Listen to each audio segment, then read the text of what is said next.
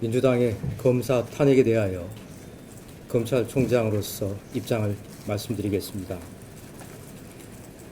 민주당의 검사 탄핵을 한마디로 규정한다면 이재명 대표라는 권력자를 수사하고 재판하는 검사를 탄핵해서 수사와 재판을 못하게 만들고 권력자의 형사처벌을 모면하겠다는 것입니다.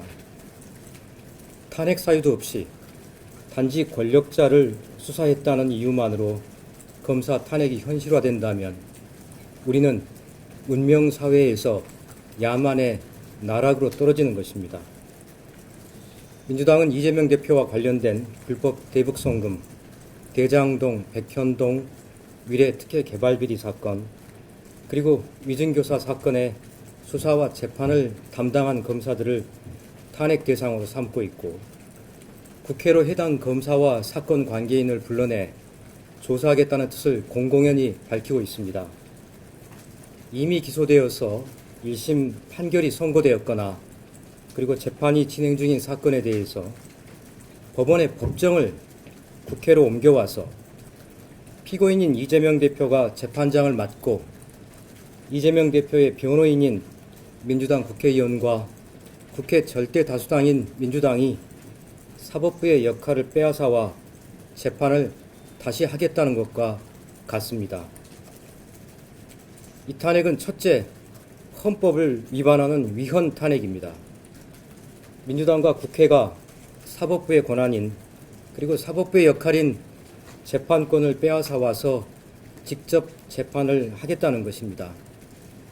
이는 헌법 101조에 사법권은 법원에 속한다는 규정을 위반해서 헌법상 삼권 분립과 법치주의에 정면으로 반하며 사법부의 독립과 판사의 독립을 송두리째 무너뜨리는 위헌 조치입니다.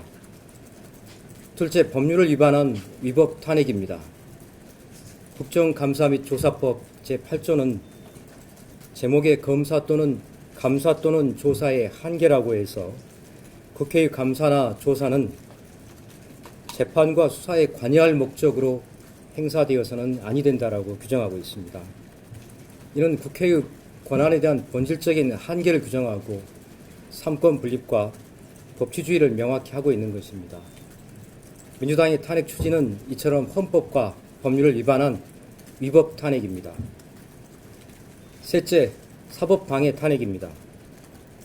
헌법재판소의 탄핵 심판 이전에 절대다수당인 민주당의 탄핵 소추 의결만으로도 검사들은 직무가 정지되고 이재명 대표의 수사와 재판에서 배제되는 결과가 발생합니다.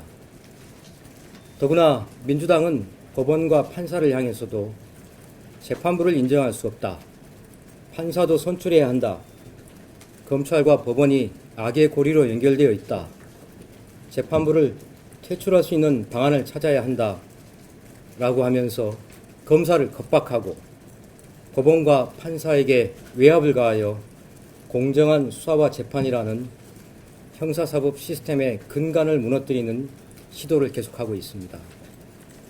넷째, 이는 보복 탄핵입니다. 이재명 대표를 수사한 검사를 타겟으로 삼아서 좌표를 찍고 그 검사를 공격하며 직무를 정지시키고 국회로 불러내서 명예를 깎아내리고 탄핵 소송의 대상이 되게 해서 권력자에 대한 수사 의지를 꺾고 손을 떼게 하려는 것입니다. 다른 검사들에게도 본보기를 보여서 위축시키려는 보복 조치입니다. 다섯째, 이재명 대표의 방탄을 위한 방탄 탄핵입니다. 우리 국민은 민주당의 탄핵 조치, 탄핵 시도가 법정 안에서 유무죄가 가려지는 사법 시스템을 무시하고 법정 밖으로 사건을 끌어내서 이재명 대표의 형사처벌을 모면하려는 것임을 잘 알고 있습니다. 그에 더해서 아예 사법 시스템을 무너뜨려 이재명 대표에 대한 형사처벌 자체를 근본적으로 지워버리겠다는 방탄을 목적으로 하는 시도입니다. 민주당의 검사 탄핵은 우리 국민이 지금껏 오랜 세월 동안 애써 지켜온 헌법과 법치주의를 파괴하고 공동체의 상식을 붕괴시키는 것입니다. 만약 헌법에서 국회의원도 탄핵 대상으로 규정하고 있다면 이처럼 직권을 남용해서 헌법과 법률에 위반되는 탄핵을 시도하는 것, 그것이 바로 정확하게 탄핵 사유가 될 것입니다. 천망회회 소위 블루. 하늘의 그물은 크고도 넓어서 성근 뜻이 보이지만 결코 놓치는 법이 없습니다. 검사 몇 명을 탄핵한다고 해서 있는 죄가 없어지지도, 있는 죄가 줄어들지도, 형사처벌을 모면할 수도 없습니다. 검찰은 국회 절대 다수당의 외압에 절대 굴하지 않고 법치주의를 지키며 오로지 증거와 법리에 따라서 수사와 재판에 임하여 반드시 범죄에 상응하는 처벌이 이루어지도록 최선을 다할 것입니다. 이상 입장 말씀 마치겠습니다. 감사합니다.